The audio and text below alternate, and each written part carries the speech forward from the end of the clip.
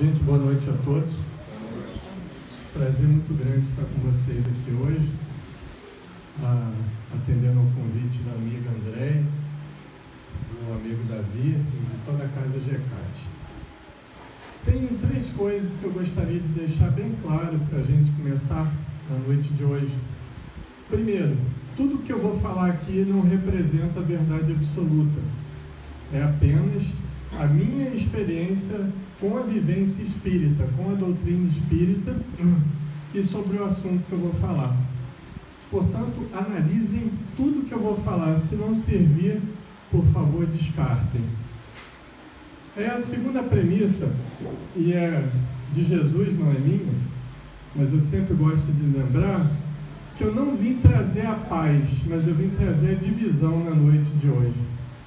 Que tipo de divisão é essa? Não a divisão da violência, a divisão do sectarismo, do separativismo, do orgulho, do egoísmo, não. Eu vim trazer, ou melhor, eu vim tentar propor que essa divisão aconteça dentro de nós. Jesus, de forma recorrente, e isso aparece nos 4 evangelhos, ele fala de forma muito contumaz na separação do joio e do trigo. O que seria esse joio e esse trigo, senão as nossas emoções e sentimentos? A gente precisa entender o que a gente sente para aprender a trabalhar aquilo que a gente pode vir a sentir, e com certeza, com a proposta espírita, nós vamos sentir num futuro breve ou num futuro mais longínquo. E a terceira premissa é que a ideia do tema foi da Andréia. Se não der certo, o problema é dela. Então, para a gente começar o nosso tema, que é a diferença entre ética e moral à luz da doutrina espírita, eu queria relembrar Kardec. Kardec, no livro Evangelho segundo o Espiritismo, ele dizia o seguinte: reconhece-se o verdadeiro espírita pela transformação moral, pela tentativa que ele faz em domar as suas más tendências e inclinações.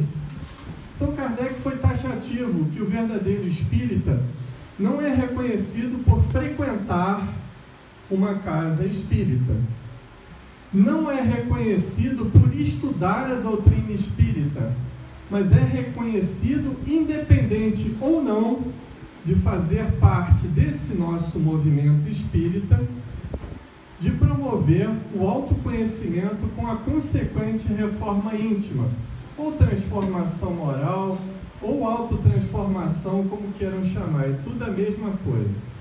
Então, visto essa preocupação de Kardec com o autoconhecimento, a gente começa então o nosso tema. Muitos confundem ética com moral. Moral é a percepção que eu tenho a respeito do que é certo e do que é errado, mas é uma percepção individual. A ética é um código de conduta coletivo. Por exemplo, a nossa Constituição de 1988 é um código de ética, de vida em sociedade. Ou seja, a moral, ela é sempre individual. Por mais que duas pessoas estudem a doutrina espírita, e eu estou falando da doutrina espírita porque nós somos espíritas, ou somos simpatizantes da doutrina espírita, por mais que duas pessoas estudem qualquer religião, elas não vão pensar igual, porque elas trazem valores culturais diferentes, porque elas foram criadas de formas diferentes, porque elas sofreram na infância influências diferentes e, sobretudo, porque já viveram experiências reencarnatórias diferentes. Então é impossível nós pensarmos igual. Nós temos linhas gerais, os princípios básicos da doutrina espírita, que nenhum espírita em sã consciência pode discordar deles. Ou seja, a existência de Deus, o princípio da reencarnação, o princípio da comunicabilidade entre os desencarnados e os encarnados, que nós chamamos de mediunidade, são princípios gerais cujas discordâncias são extremamente normais a respeito dos desdobramentos do entendimento desses princípios. Então, quando eu falo em ética, eu estou falando de vida em sociedade. E nós espíritas temos um código de ética, que é a terceira parte do Livro dos Espíritos. Então, aquelas leis morais que Kardec tão bem compilou, codificou à luz do Espírito de verdade, ela nada mais, nada menos são do que um código de ética. Só que é um código de ética que ultrapassa qualquer barreira cultural ou religiosa. Porque Kardec, ele reuniu, vamos dizer assim, a essência do pensamento de Jesus, e claro, orientado pelo próprio Espírito da Verdade, que a meu ver é o próprio Jesus, mas isso é uma opinião minha, tá? Ele conseguiu transmitir toda a essência do pensamento de Jesus naquela terceira parte do Livro dos Espíritos. Então essa ética, falando especificamente da ética espírita, ela está contida na terceira parte do Livro dos Espíritos. Mas nós não podemos seguir a ética através das instituições. Essa é a grande inovação da doutrina espírita em relação às outras religiões.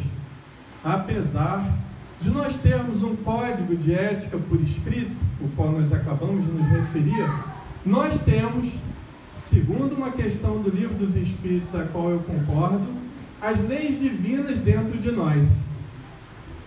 Então o espírita, ele é obrigado, ou melhor, obrigado no bom sentido, ele tem o dever, como nós vamos falar daqui a pouco, de buscar essa ética não no movimento espírita, não no centro espírita, mas dentro dele mesmo. Por isso que Kardec, no Evangelho segundo o Espiritismo, disse: fora da caridade não há salvação. Eu nem concordo com essa expressão de Kardec, porque Kardec, na época, e contextualizando, ele tinha muita razão de falar com palavras de cunho católico para uma sociedade primordialmente católica, lógico. Mas a palavra salvação, ela já deveria ter caído em desuso no nosso movimento espírita. Porque salvar-se de quê? Não? Salvar-se da nossa política lá de Brasília, talvez, né? Salvar, e eu não falo de partido político, tá? Não estou nem atacando e nem apoiando nenhum partido, senão a gente já destrói o nosso discurso logo no começo, né? A gente já baixa a vibração do nosso discurso logo no começo. Mas então, nós somos convidados a buscar isso dentro de nós. Porque nós espíritas não podemos acreditar em algo porque gostamos de determinada pessoa. Olha, se a Andréia falou é porque é certo, então vamos fazer. Então se a Andréia cair no buraco, cai todo mundo junto com ela. Se o Marcelo cair dentro do buraco, cai todo mundo junto com ele. Então, a ética espírita não é uma moral de rebanho, como dizia Nietzsche. Nós somos convidados a pensar no nosso destino, a refletir sobre os nossos próprios sentimentos e emoções. E, como está lá no Evangelho de João, simplesmente adotar aquilo que é bom para nós. Então é natural que tenhamos opiniões divergentes, mas é natural também, e deveria ser natural, que convergíssemos para esse mesmo caminho de autotransformação proposto pela doutrina espírita. Então é nesse sentido que a doutrina espírita não veio para ser uma religião. E a meu ver, a doutrina espírita, o espiritismo não é uma religião, porque ela não tem ela não é institucionalizada. A doutrina espírita não tem dogmas, não tem sacramentos. O próprio Kardec definiu 3 vezes, em 3 obras diferentes, a doutrina espírita como uma ciência. A doutrina espírita, segundo Kardec, é a ciência que estuda a origem, a natureza e o destino dos espíritos e as suas relações com o mundo corporal. Ponto. Palavras de Kardec. Então Kardec encarava o espiritismo como uma ciência. A mediunidade foi apenas o ponto alfa para o começo da codificação. Ela foi apenas um instrumento, o caminho, o veículo para a codificação. Mas a finalidade da doutrina espírita não é a pesquisa científica com mediunidade apenas. É as consequências morais e éticas que a doutrina espírita pode nos oferecer. Então, partindo desse princípio que doutrina espírita é sinônimo de autotransformação, a gente vê que muitas vezes a moral parou na religião. Mas a ética espírita, ela transcende isso, sem querer desmerecer qualquer outra religião. Porque desde que uma crença não seja nociva, eu acho que todas elas têm razão de ser. Se todos fossem espíritas, o mundo seria muito sem graça. Não dizendo que os espíritas são sem graça, não. Mas a gente precisa da diversidade. A gente precisa, por exemplo, estudar outros pensamentos, como nós vamos fazer um pouco aqui na noite de hoje. Quanta coisa bonita, importante e profunda tem o budismo em relação ao autoconhecimento. Que maravilha são aquelas 4 verdades, as 4 nobres verdades e o caminho óctuplo deixado por Siddhartha Gautama, o Buda, que é muito semelhante, e aliás eu diria até idêntico, ao Sermão da Montanha de Jesus. Se a gente fizer um exercício de religião comparada, a gente vai ver que numa cultura diferente, numa época diferente, Buda quis dizer a mesma coisa que Jesus. Eu estou falando heresia? Não, né? Estou obsediado? Não, estou mais ou menos, né? Então, a gente precisa, como espíritas, adotar a ética da alteridade. Já ouviram essa palavra alteridade? Daqui a pouco a gente vai falar sobre ela. Deixa o melhor vinho para o final, né? Então, o espiritismo não veio para competir com nenhuma religião. O espiritismo não veio para ser mais um movimento institucionalizado. O espiritismo veio simplesmente para oferecer esse suporte para a raça humana, tanto para o Oriente quanto para o Ocidente. E a gente ainda não chegou nem na metade do caminho, diga-se de passagem, que a gente ainda precisa crescer muito para oferecer esse produto da doutrina para culturas diferentes das nossas. Por enquanto, ela ainda está basicamente no Ocidente, né? Então, o espiritismo, ele não vai ser a religião do futuro. Mas o código de ética proposto pelo espiritismo, ele está muito além da nossa época. Ele foi codificado no século XIX e a gente ainda continua engateando para compreender toda a profundidade que esse código de ética nos oferece. Bom, então o espiritismo, ele tem uma ética própria que foi formulada não por Allan Kardec. Por isso que a doutrina espírita não se chama kardecismo, ela se chama espiritismo, porque a doutrina é dos espíritos, inclusive dos espíritos encarnados que também colaboraram nesse trabalho de codificação junto com Allan Kardec. Mas não é isso que a gente veio falar na noite de hoje, né? Senão a gente perde muito tempo e perde-se em situações que são irrisórias, irrelevantes para nós. Eu trouxe aqui um pergaminho, né, que eu estava escrevendo. Deixa eu ver se eu vou entender o que eu escrevi aqui. Não foi mediúnico, não, foi meu mesmo, é que eu escrevi rápido. Olha só. Antes disso, de começar, eu queria sintetizar, se ficou alguma dúvida, a básica da ética. Ela se baseia em 3 verbos diferentes. O primeiro verbo é querer. O segundo verbo é poder. E o terceiro verbo é dever. tudo que eu quero, eu posso. Nem tudo que eu posso, eu devo. E nem tudo que eu devo, eu quero. Concorda? Então imagine se a gente fizesse e falasse tudo que a gente quer. Né? Imagine se nós não fizéssemos nada, absolutamente nada que nós devemos fazer. O mundo pararia. Né? Então, se nós puséssemos, só um pouquinho, eu falo nós, não os espíritas, o ser humano como um todo, se nós puséssemos os nossos deveres acima dos nossos direitos, nós já estaríamos numa outra era para a humanidade. Por enquanto a gente fala muito em desejo, em querer, mas a gente fala muito pouco em dever. E é essa ética do dever que a doutrina espírita veio nos trazer. Moisés, lá nos 10 Mandamentos, como tão bem Kardec explicou no Evangelho segundo o Espiritismo, ele falou que nós não deveríamos fazer. Não roubarás, não matarás, não cobiçareis a mulher e o homem do próximo, aquela coisa toda que a gente já conhece.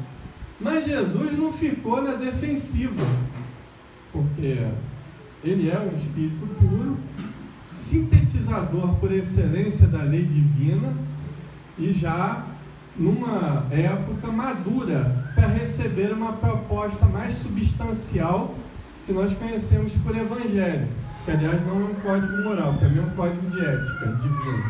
Eu vou explicar daqui a pouco a diferença. Então Jesus, ele não falou que nós não deveríamos fazer, mas ele foi além. Ele falou, façais algo. Daqui a pouco a gente vai ver a proposta afirmativa de Jesus. A de Moisés, ela foi primordialmente na negativa. Não façais. A de Jesus foi um convite ao sair da inércia, ao fazer, ao transcender algo que está além da religião. A doutrina espírita, ela não é religião porque a proposta dela é espiritualidade. Nós podemos ser espíritas e não termos espiritualidade, porque espiritualidade independe de religião. Espiritualidade depende da busca dessa ética dentro de nós. E mesmo ética sendo um código coletivo, somos fragmentados, concordam?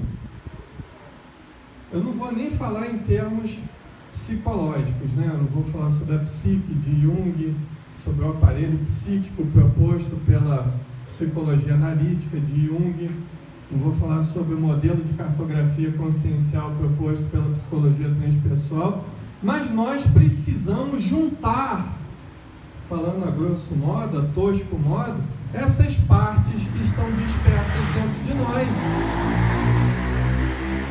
Esse processo de desfragmentação do nosso eu, ele se chama autoconhecimento. E está lá na questão 919 de O Livro dos Espíritos. Todo o código moral espírita está previsto na questão 919. Quando Kardec pergunta: qual o meio mais prático? Prestem bem atenção na pergunta de Kardec, porque eu não sei o que é melhor, se a resposta que foi dada ou se a pergunta que ele fez. Qual o meio mais prático e mais eficaz de já nesta vida, aqui, agora, nós sermos mais felizes? Ou seja, eu não estou me preparando para ser feliz no mundo espiritual. Eu quero ser feliz agora, aqui, como encarnado. E essa felicidade relativa é possível. Uma das crenças reducionistas que permeiam nos arraiais espíritas é que a gente reencarna para pagar erro de outras vidas. Pelo amor de Deus! Isso é uma herança católica do pecado original. Com todo respeito à teologia católica. Mas a gente não pode ficar preso à culpa. Daqui a pouco a gente vai ver o porquê. Porque a culpa é um estado emocional inoperante. A culpa é baseada no remorso, que é um estado inoperante. O remorso não compartilha nada. O remorso não repara nada. O remorso não faz com que a pessoa evolua. O arrependimento, sim, como a gente vai ver daqui a pouco. Então, nesse meu pergaminho aqui, eu trouxe algumas frases, né? Tipo assim, já ouviram, claro que vocês já ouviram falar de Aristóteles, né?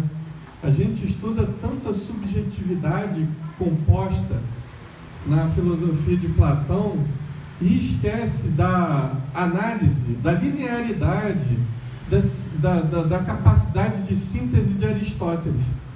Aristóteles escreveu um livro muito interessante a respeito desses princípios que regem a ética, muito antes de Jesus, 5 séculos antes de Jesus, um livro chamado Ética a Nicômaco.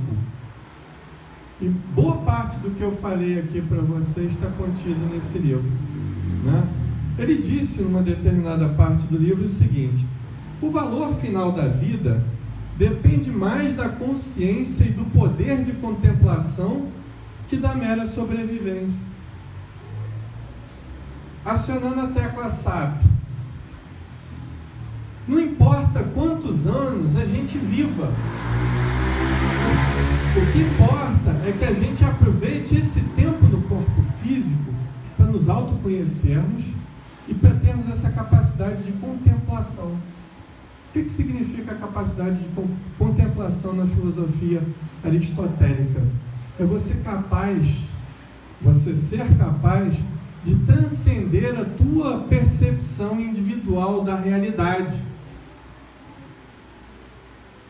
Porque todos nós temos uma percepção das coisas. Nós temos os nossos conceitos ainda de certo e de errado, que já começaram a ser derrubados pela doutrina espírita no século XIX. Eu não estou aqui para falar para vocês o que é certo e o que é errado para a vida de vocês. Isso é uma obrigação que cada um tem em fazer, trilhar o seu próprio destino. As perguntas que eu busco não são as mesmas perguntas de vocês. Podem ser em linhas gerais, mas em linhas específicas não. Então, o que Aristóteles queria dizer é que nós temos que valorizar a qualidade da nossa vida e não a quantidade de tempo de vida que a gente possa vir a ter ainda no mundo físico. Eu estava uma vez numa determinada cidade, numa reunião de cura, muito famosa aí pelo Brasil todo. E eu vi o espírito falar uma coisa muito interessante. O espírito que estava fazendo as cirurgias espirituais, que andava pelos circunstantes ali, pelos presentes ali, ele ia fazendo uma palestra, andando, ia falando, tecendo alguns comentários a respeito do Evangelho.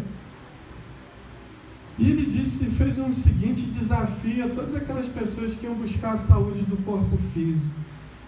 Ele fez a seguinte pergunta: vocês sabem o que é saúde integral? E a outra pergunta que ele fez, que eu nunca mais esqueci na minha vida, eu era um frangote, eu tinha aí meus 10, 11 anos de idade, eu não lembro ao certo. Ele fez uma pergunta que eu nunca mais me esqueci. Para que vocês estão pedindo mais tempo de vida? Assim, dessa forma.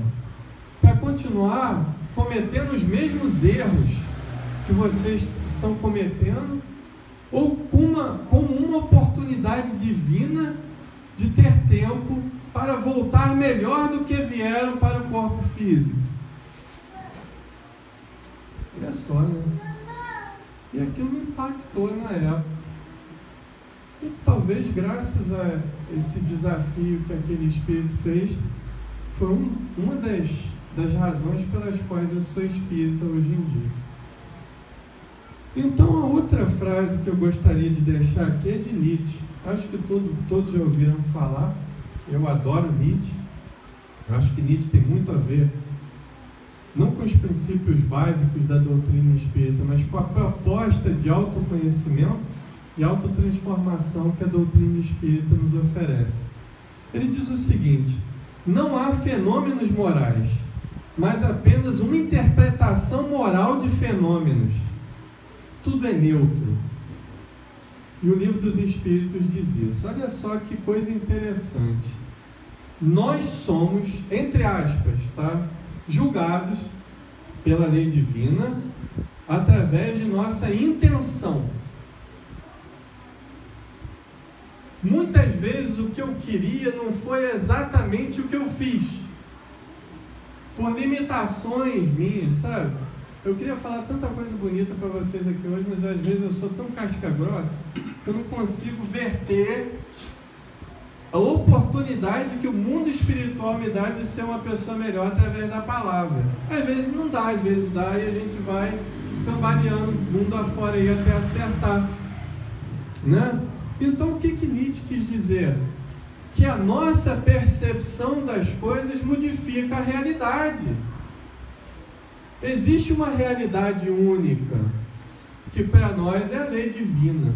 Aliás, a lei divina ou natural não são somente as leis morais, são todas as leis que a ciência estuda e que em teoria vão sendo derrubadas por outras leis mais bem elaboradas e de acordo com a equipagem científica que nós vamos conquistando através do tempo. E essas leis vão deixando de ser verdade para serem apenas peças históricas da ciência e vão sendo substituídas por cada vez princípios mais bem elaborados. E assim é dentro de nós. Cada vida trabalha-se uma determinada vertente do comportamento, do caráter, até que a gente chegue a um estágio de espírito puro, né? Aliás, Jesus era cristão? O que vocês acham? Qual é a religião de Jesus? Jesus não fundou religião nenhuma. Quem fundou a religião foram os homens. Entende? A proposta de Jesus é muito simples. A proposta de Jesus não foi fundar nenhuma instituição. Ele já sabia que haveria necessidade de instituições. Lógico, porque nós somos seres sociais, seres políticos, que precisamos dessas instituições para estudarmos em grupo essa ética, até que a gente não precise mais de chegar ao estágio de livre pensador e esteja liberto de qualquer amarra institucional. Para mim esse é o caminho, e é isso que eu tento trilhar para mim mesmo. Não falo que as instituições não tenham mais que existir, mas com certeza, com o crescimento ético do ser humano, as instituições, não somente religiosas, mas em todos os planos da ação humana, elas vão se modificar deveras. Vai deixar de existir muita coisa supérflua e vão surgir coisas que nós nem imaginamos em termos de vida social e, sobretudo, de vida psicológica, vida espiritual interna dentro de nós. Não? Aliás, foi isso que Jesus falou. Uma outra frase aqui que eu acho muito interessante é do Dalai Lama. Gente, eu vou cometer mais uma heresia e vou indicar um livro não espírita. Então, eu já falei sobre o Livro dos Espíritos, agora eu vou falar de uma obra não espírita, chamado Uma Nova Ética para o Terceiro Milênio, livro do Dalai Lama. É um livro inteligentíssimo, um livro profundíssimo, que busca fazer essa ponte de espiritualidade que seja comum tanto ao Oriente quanto ao Ocidente. Aliás, uma das preocupações básicas do Dalai Lama, pelo que eu já pude acompanhar do pensamento dele, é essa junção que os dois hemisférios precisam fazer, né? Aliás, ele é um trabalhador da última hora também. Não são somente os espíritas que são trabalhadores da última hora, mas os trabalhadores da última hora estão espalhados pelos 4 cantos do mundo, né? Isso é se o mundo tiver canto, né? Mas o fato é que ele diz o seguinte: só podemos manifestar amor e compaixão pelos outros se ao mesmo tempo reprimirmos nossos impulsos e desejos nocivos. Mas essa palavra repressão aqui, ela cabe num contexto de trabalho íntimo. É a mesma proposta da doutrina espírita e é a mesma proposta de Jesus, como nós vamos ver daqui a pouco. Não dá para amar ao próximo sem amar a si mesmo. Os homens bomba, acreditem, eles amam a Deus. Eles amam a Deus. Eles acreditam piamente naquilo que eles estão fazendo. Só que eles não amam nem ao próximo e nem a si mesmos. Aí é que está o desequilíbrio da coisa. É muita caridade, ou melhor, muita filantropia, às vezes nem é caridade. É muito ato de dar e pouco ato de ser. Porque muitos de nós, eu não digo nós aqui, muitos dos seres humanos, acham que podem comprar pedacinhos do céu, que virou nosso lar, né, em muitos ambientes espíritas, através de barganha com Deus. Eu dou uns casaquinhos lá para os pobres, eu dou umas comidinhas e tal, né? Eu faço umas palestras, eu deixo os espíritos escrever através de mim um pouquinho, e eu já vou para nosso lar direto. Passo no umbral igual o The Flash, né? Primeira coisa, gente, a gente não vai para o umbral, nós já estamos no umbral. Isso aqui faz parte da zona de transição para uma outra dimensão. Então não tenham esse medo de ir para o umbral, porque nós já estamos no umbral. Entende? Outro medo que vocês não podem ter é de morrer. Porque os espíritos são concordes quando dizem através dos médiuns sérios. É mais difícil para o espírito reencarnar-se do que desencarnar. Então a gente está na vantagem. É bom morrer, gente, acredite. É sério. E eu falo isso para várias pessoas que querem se suicidar. É sério. Mas eu explico. É muito bom morrer, mas não antes da hora. Entende? Forçar a barra para morrer é muito ruim. Eles acabam entendendo, alguns, outros não entendem. Mas é uma questão de, né, de problema de cada um, né? Mas o fato é que é o seguinte: essa frase de Nietzsche, ela tem um peso muito grande, porque tudo é regido pela intenção. Hamed, já ouviram falar no espírito Hamed? Eu adoro esse cara. Ele é muito objetivo e profundo nessa questão do autoconhecimento. Ele diz o seguinte: nós não somos aquilo que as outras pessoas dizem que nós somos. Elas não conhecem parte de nós, ou a maior parte de nós. As outras pessoas que nos julgam no sentido de nos condenar em nossos comportamentos diários, elas não conhecem as nossas batalhas íntimas. Elas não sabem os conflitos que estão dentro de nós e o esforço que nós estamos fazendo para sermos pessoas melhores, apesar de não ser perceptível esse esforço por exterior. Mas nós sabemos das nossas lutas diárias, né? Ando devagar porque já tive pressa, né? Então não precisa correr, é só entrar nessa vibe do autoconhecimento, e aí a gente vai caminhando com serenidade, vendo que ninguém é capaz de se modificar de uma hora para outra. Não é porque eu comecei a estudar o livro dos Espíritos, que eu citei um monte de números de questão aqui, igual maluco, igual neurótico, que vocês vão pensar que eu sou um espírito superior, porque eu não sou. Eu estou em guerra todo dia comigo mesmo. Entende? Aliás, tem a última frase aqui que eu queria passar dessa nossa fase da palestra, que é a mais profunda de todas. Uma coisa é uma coisa, outra coisa é outra coisa. Entende a profundidade disso aí, gente? Não é sério, parece brincadeira, mas é sério. A gente tem que aprender a separar o que é uma coisa e o que é outra. Querem ver como eu não estou brincando? Vou perguntar aqui: quem é que sente raiva aqui? Levanta a mão. Oh, graças a Deus, gente, eu falo para pessoas normais. Se tiver algum psiquiatra aqui, eu sugiro que ele faça uma receita, ainda que seja coletiva, para um remedinho para os que não sentem raiva aprender a sentir. É sério, porque a raiva nós não escolhemos sentir ou não, porque ela é uma emoção básica. Exemplo, eu vou explicar de forma bem objetiva para não restar dúvidas. Se eu venho, estou esperando o ônibus ali do lado de fora e hoje está chovendo, e aí alguém passa com essa linda roupa né, que eu passei com tanto esmero para vir para o GECAT, e ele me dá um banho a caminho de vir para o GECAT. Eu vou falar para ele assim: obrigado, irmão, por ter refrigerado a minha alma. É isso? É isso que eu vou falar para ele. Deu raiva, não deu? Desgraçado, sujou a calça que ia vir para o GECAT, né? A mãe dele não tem nada a ver com isso, absolutamente, mas eu acabo xingando. Fazer o quê?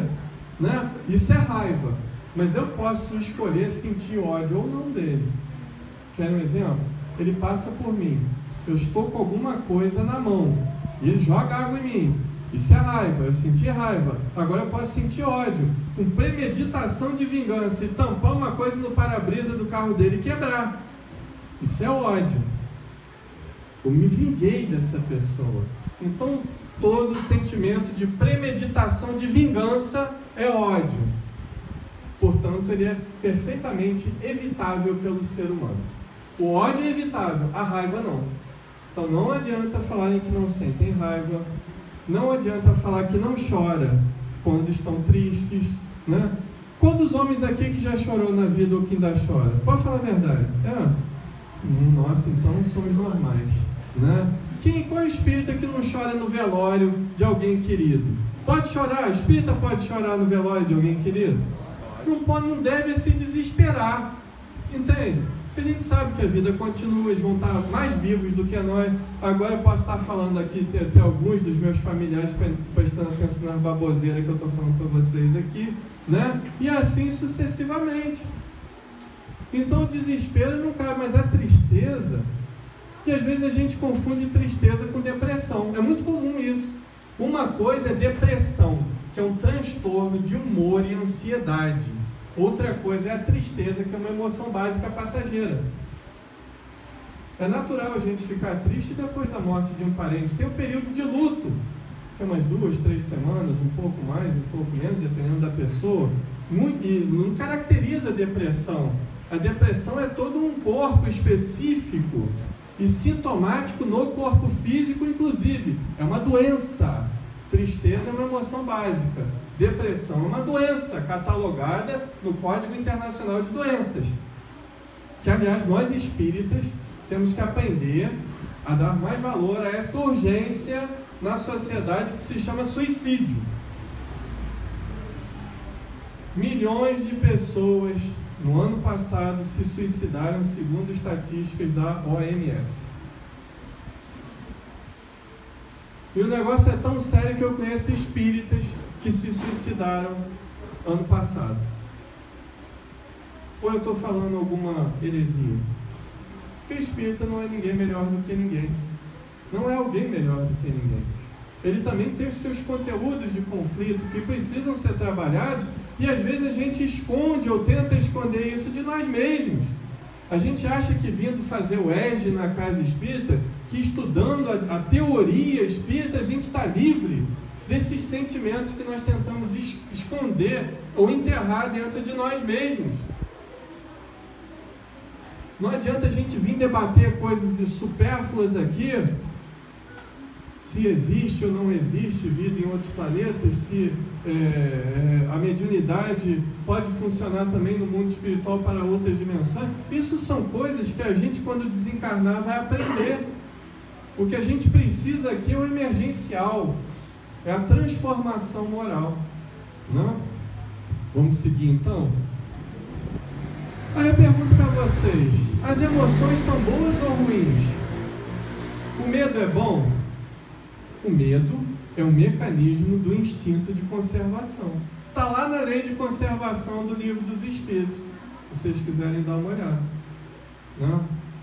A gente tem medo da morte, muitas vezes. Se não tem medo da morte, porque já sabe que a vida continua. A gente tem medo pela forma a qual a gente vai morrer, né? A gente tem medo de perder as pessoas, que elas deixem essa dimensão antes de nós. Não é? A gente não tem certos receios. Existe homem que tem medo de barata, eu duvido que alguém vai levantar a mão aqui, né? Pois é, mas tem. Os nossos medos existem. E a gente tem medo das nossas próprias reações. O medo, ele se torna mórbido quando ele tira a nossa espontaneidade, entende? Dentre outras coisas, quando eu perco a capacidade de falar o que eu penso, sem agredir ninguém, com medo de não ser mais aceito pelo meu grupo.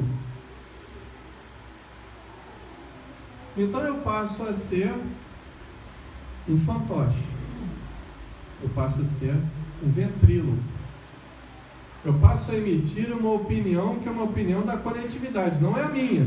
Eu costumo dizer, ninguém me representa em termos de doutrina espírita. Eu acho que ninguém representa a doutrina espírita. Quando eu falo assim, na visão espírita, eu já estou errado. Porque ninguém, absolutamente ninguém, tem direito de falar pela doutrina espírita. Eu tenho o direito de dar a minha opinião de acordo com o conhecimento espírita que eu já tenho. Isso é ética. Outra pergunta aqui muito interessante, ó. É possível um materialista ser ético?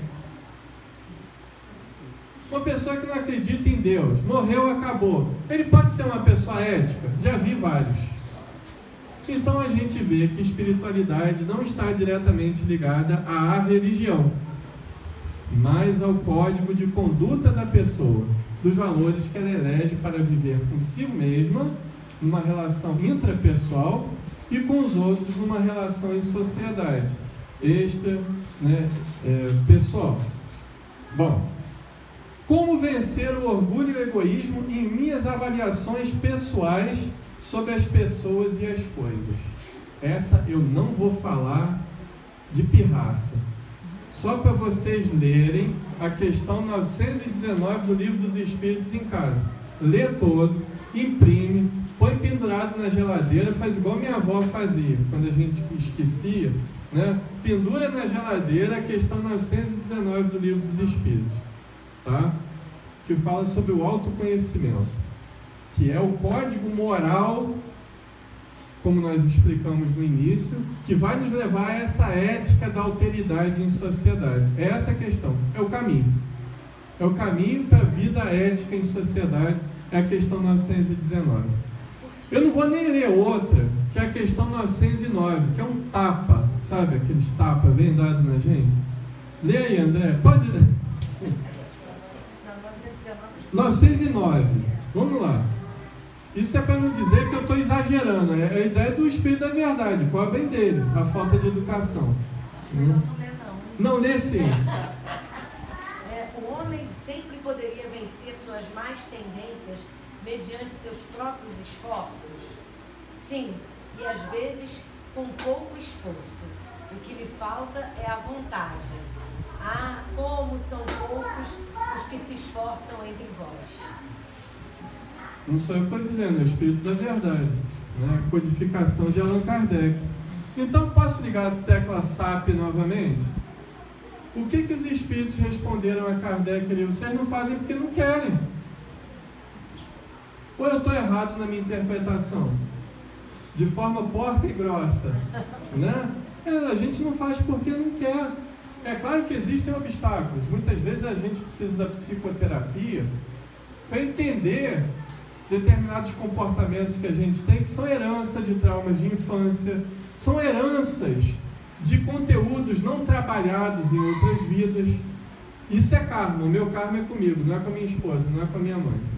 Entende? Outra crença reducionista que tem, mas eu não posso separar porque eu fui muito ruim para minha esposa e agora eu tenho que aturar tudo que ela faça comigo e vice-versa, porque é karma. Gente, isso aí é a coisa mais hedionda que existe. Meu karma é comigo. Agora, o que não dá é a liberdade de agir como quiser no campo amoroso. É diferente. Eu não sou aqui apologista ao divórcio, mas até mesmo o Evangelho segundo o Espiritismo diz que às vezes a saída é o divórcio. Se tiver que se encontrar em outra vida, ótimo. Porque suportar não é amar, concorda? Quando eu suporto uma pessoa, eu não estou amando essa pessoa. Muitas vezes até por conveniência eu a suporto. E aí vem Jesus. É onde eu queria chegar, né? Jesus, ele, em duas passagens do Evangelho de Mateus, eu consegui, para mim, sintetizar o pensamento de Jesus. É a primeira: conhecereis a verdade, e a verdade vos libertará. É a verdade espírita? É a verdade católica?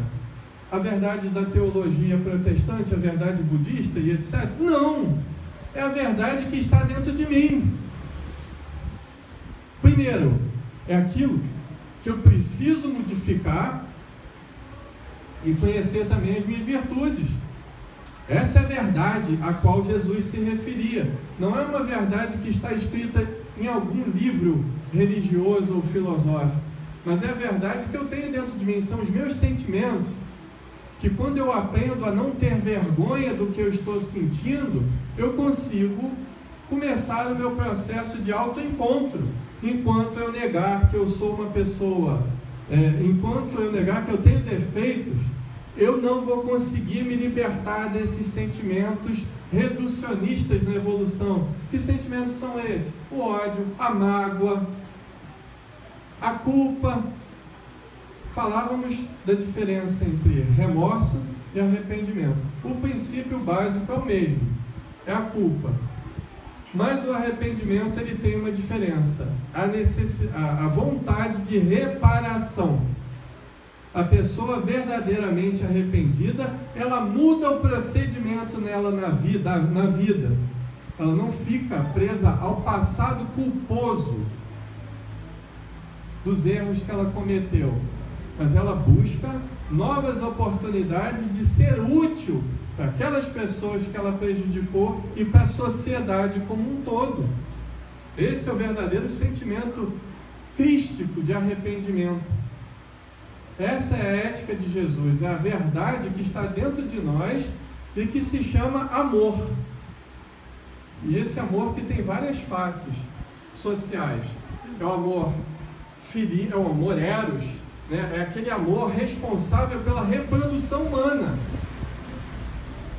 É aquele amor potencializado no sexo, por exemplo, que faz com que a raça humana continue a existir.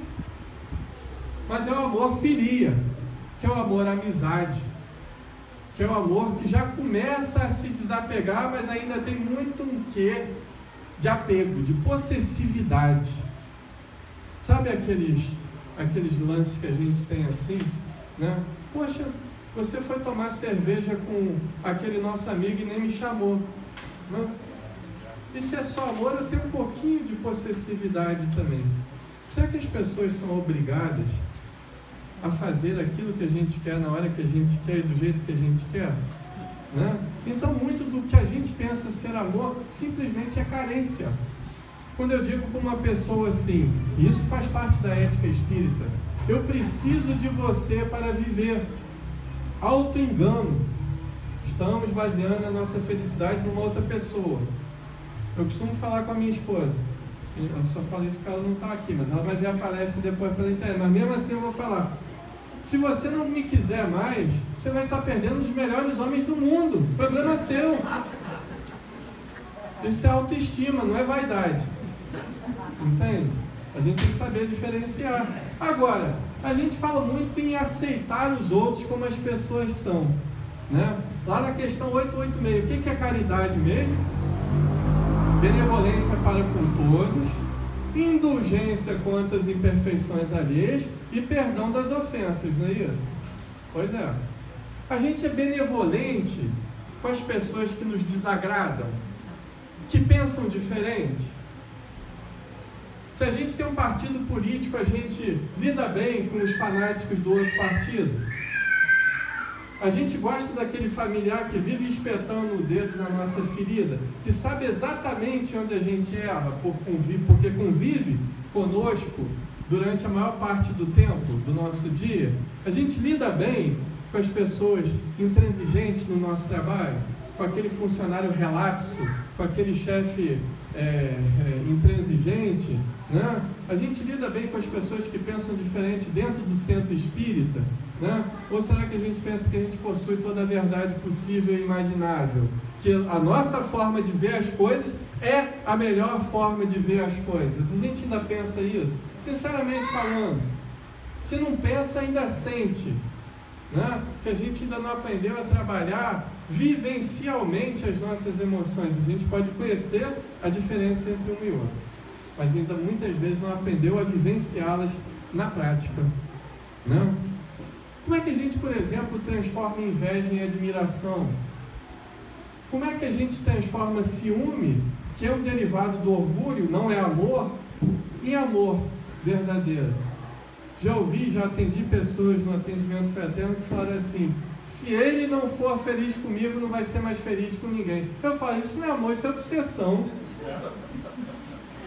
É verdade. Então, se eu amo, a pessoa pode estar em outro planeta, mas eu estou desejando que ela fique bem, independente dela estar perto ou longe de mim. E ela tem o livre-arbítrio dela. E quando a gente aprende a abdicar dessa forma possessiva, a gente tira um peso nas costas e passa a viver de uma forma muito mais serena. E aí, para terminar, o auto-perdão. Porque se a gente não consegue se auto-perdoar nas nossas limitações, no nosso perfeccionismo do dia a dia, de querer ser o melhor em todos os lugares, a gente não vai conseguir entender as limitações dos outros. E essa história de perdão 70 vezes 7, isso aí tem que ser muito bem explicado. Porque uma das primeiras fases do perdão, uma das primeiras necessidades é você se afastar da pessoa que te fez mal. Não adianta fingir que você perdoou essa pessoa para a sociedade, quando dentro de você ainda tem uma mágoa e um ódio muito grande dessa pessoa. E nós somos seres limitados e por causa dessas limitações nós precisamos de tempo, tanto para a pessoa quanto para nós. E essa reconciliação vai existir, mas no momento maduro para tanto. Quando nós permitirmos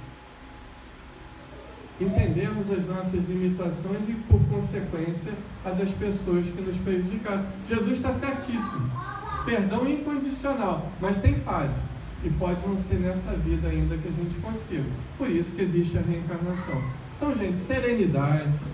Busquem, aproveite cada minuto dessa vida. Eu não sei se vai ter o bate-bola.